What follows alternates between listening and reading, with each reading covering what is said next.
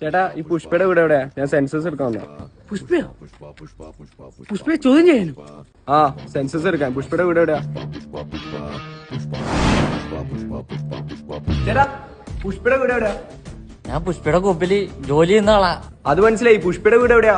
ഞാൻ പുഷ്പയുടെ ആളാ. ഇവനൊക്കെ ഏതടാ? ഇത് പുഷ്പയുടെ വീടാണോ? ഞാൻ പുഷ്പയുടെ ഡ്രൈവറാ. ഞാൻ പുഷ്പയുടെ പാചകക്കാരനാ. ഞാൻ പുഷ്പയുടെ കൂട്ടുകൊടുപ്പാരനാ. പുഷ്പയുടെ ഒന്ന് കാണാൻ പറ്റുമോ?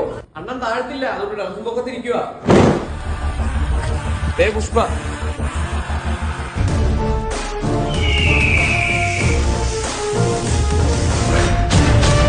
പുഷ്പ ഞാൻ സെൻസസ് എടുക്കാൻ വന്നാ.